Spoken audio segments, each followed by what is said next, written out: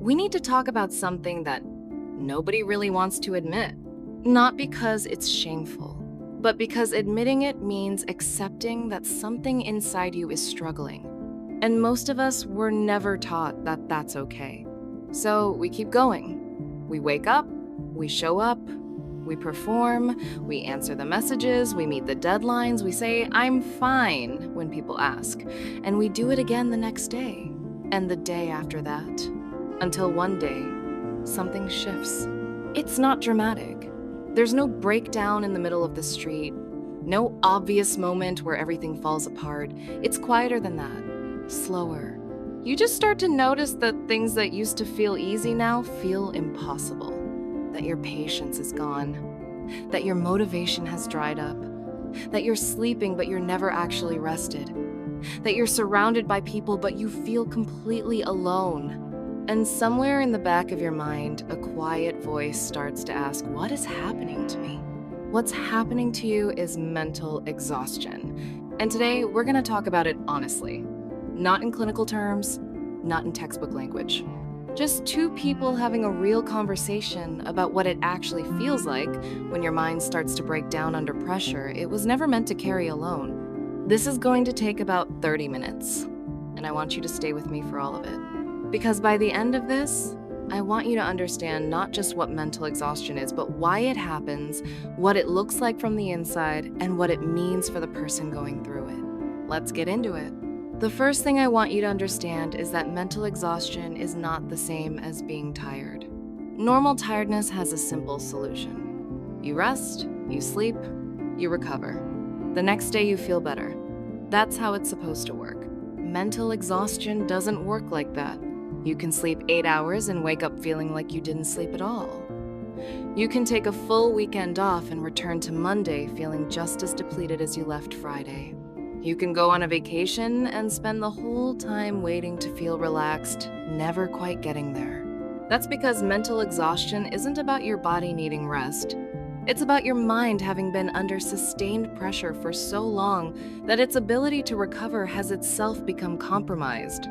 The system that's supposed to help you bounce back is the system that's broken down. Think about it this way.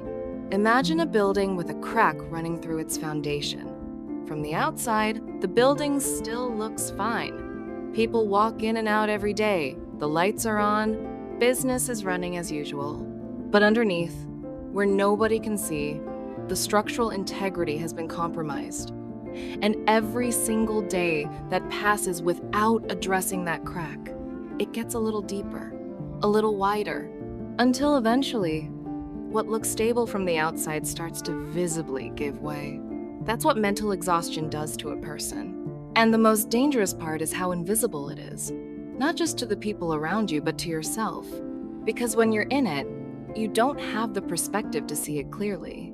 You just feel it. And what you feel is heavy, foggy, brittle. Like everything costs more energy than it should. The first sign that your mind is reaching that breaking point is something I call the cognitive crack. It starts so small that most people don't even register it as a symptom. You forget what you were about to say mid-sentence. You read something and realize none of it landed. You walk into a room and stand there for a moment, genuinely unsure why you came. You try to focus on something important and find that your brain just won't cooperate. This is cognitive fragmentation, and it is the first visible sign that your mental foundation is under serious stress. When we're mentally healthy, our thoughts connect. We move fluidly from one idea to the next. We can hold information, switch between tasks, and process complexity without it feeling like physical effort. The mind works like a well-structured system, but sustained mental pressure fractures that system. Suddenly, the connections aren't there. You start a task and forget where you were going with it. You lose words that should come easily. You sit down to do something simple and end up staring at it for 20 minutes, achieving nothing, feeling somehow worse for having tried. And what do most people do when this starts happening? They blame themselves. They tell themselves they're distracted. They tell themselves to focus harder, try harder, push through, They drink more coffee. They stay up later to compensate for what they didn't get done. They push into the crack instead of examining it.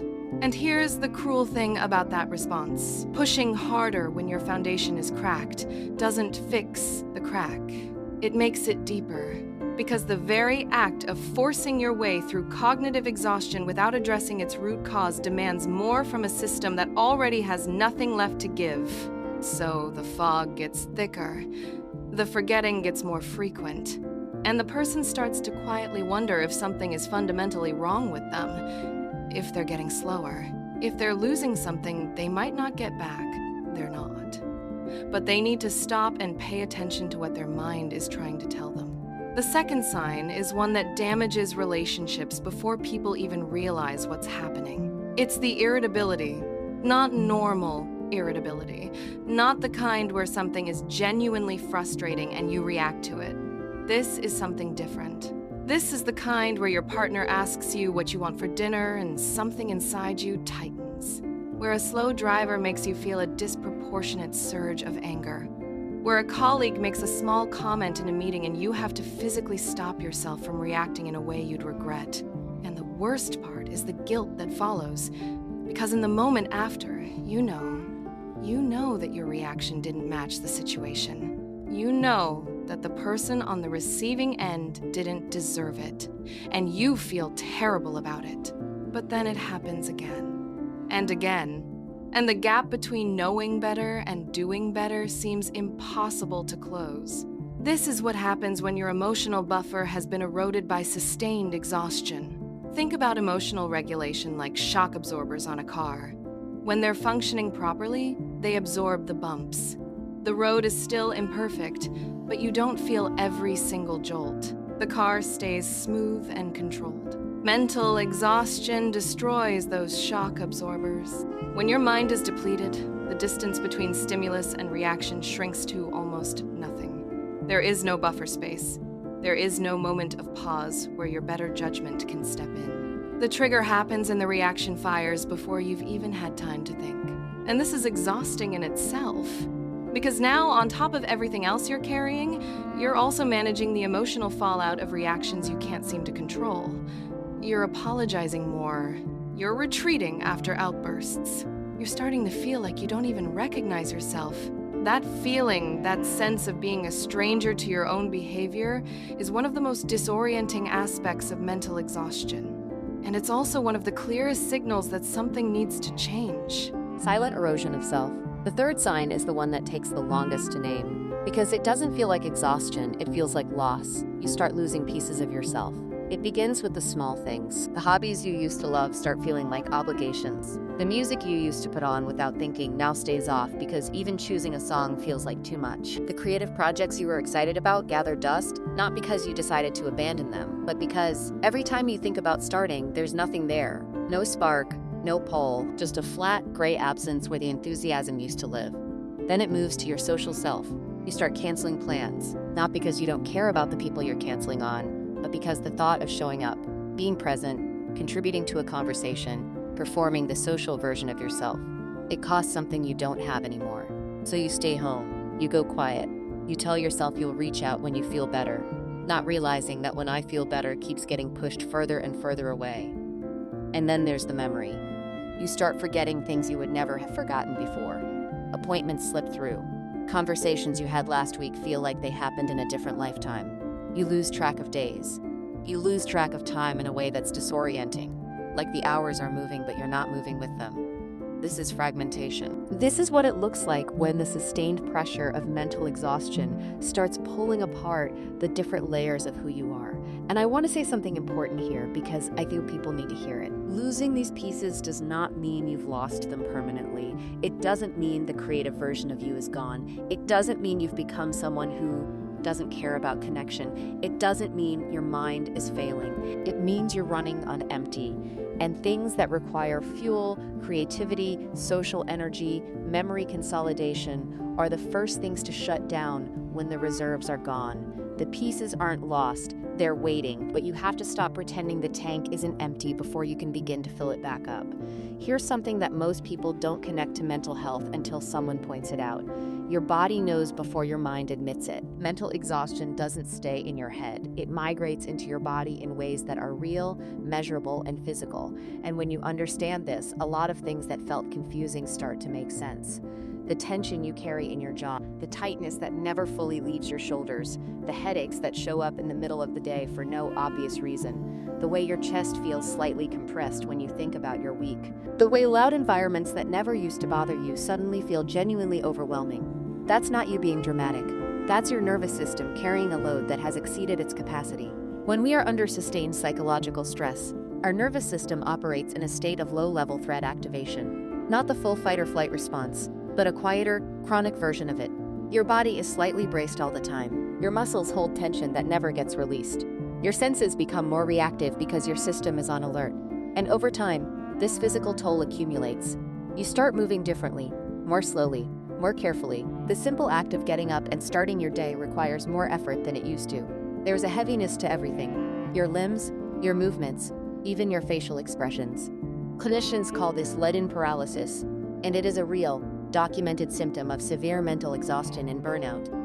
You're not lazy, you're not unmotivated, you're not weak. Your body is doing what any system does when it's been running beyond its limits for too long. It starts to conserve. It starts to shut down the non-essentials to keep the core functions running. And movement, energy, and engagement are some of the first things to go. If you've been feeling physically heavy, if the couch feels magnetic, and the distance between where you are and where you need to be feels impossibly long, I want you to hear this. That is not a character flaw. That is a symptom. And symptoms can be treated. Now I want to talk about where the pressure actually comes from. Because when most people think about mental exhaustion, they think about external things, a stressful job, a difficult relationship, financial pressure. And yes, those things are real contributors. But the deeper source of that internal pressure, the thing that really builds the heat to the point where something gives, is usually the emotion we never let out. Think about everything you've swallowed in the last year. The grief you didn't have time to feel because life had to keep moving. The anger you held down because expressing it felt unsafe or inappropriate.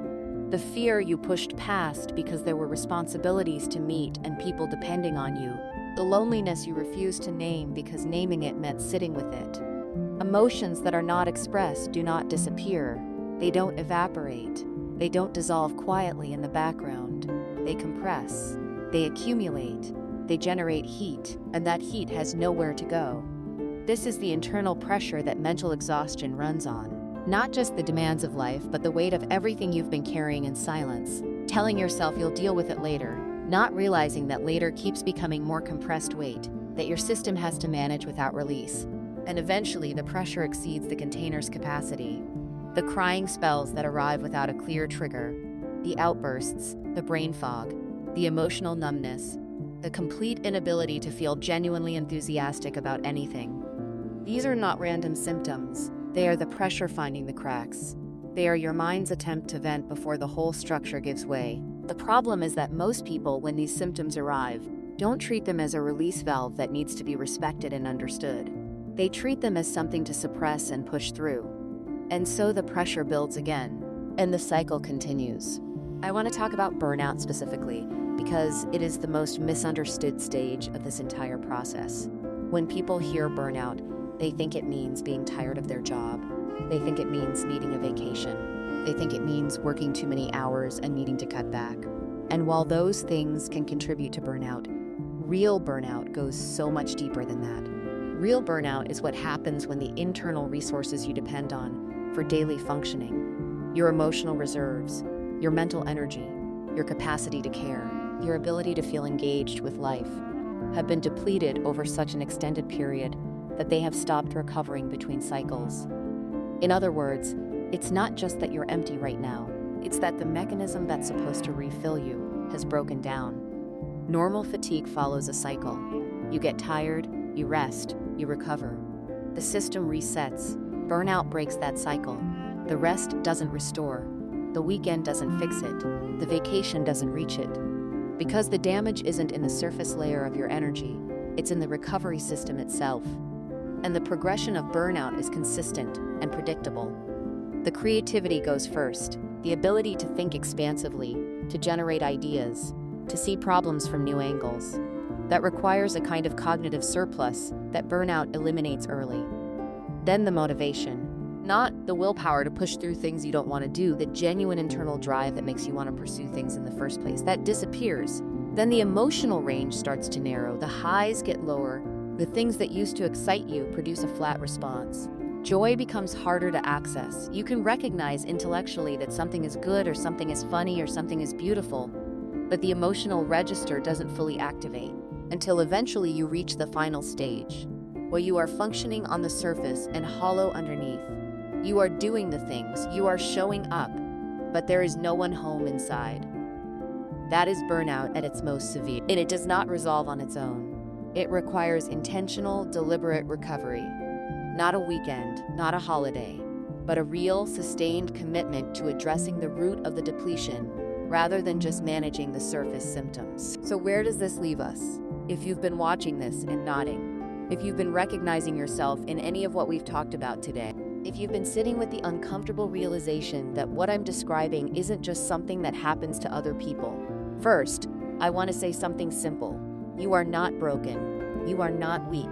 You are not failing. You are not falling apart in a way that can't be put back together. You are a person who has been carrying more than you were designed to carry alone, for longer than was sustainable, without the support or recovery that the human mind genuinely requires. And your mind, being the remarkably honest thing that it is, has started sending you signals that you can no longer ignore. The cognitive fog, the irritability, the lost pieces of yourself, the heavy body, the silent pressure building from the inside out, the burnout that rest doesn't seem to touch. These are not signs that you are failing. They are signs that you have been fighting, hard, and alone, and for a long time, and your system is finally asking you to stop and listen. Here's what I want you to take from today. Mental exhaustion is not a character flaw. It is not laziness. It is not weakness. It is a real, measurable state of psychological depletion that has clear causes, clear symptoms, and, critically, a real path through it. But that path begins with honesty, not with a 10-step routine, not with a productivity hack, not with pushing harder. It begins with a simple, difficult, courageous act of admitting, I am not okay. Not in a defeated way, in a clear-eyed, honest way. The way you would acknowledge any other health signal your body sends you. You cannot pour from a shattered vessel. You know that. What you may not have known until today is that the shattering is not the end of the story. The pieces can be gathered. The cracks can be repaired. The structure can be rebuilt. But it starts with you deciding to stop pretending the cracks aren't there. If what we talked about today resonated with you, please don't carry it alone. Speak to someone you trust. Reach out to a mental health professional. Give yourself permission to take the signals seriously. You deserve that. And if this video helped you feel even slightly less alone in what you've been going through, that is exactly why this channel exists. Take care of your mind. It's the only one you have.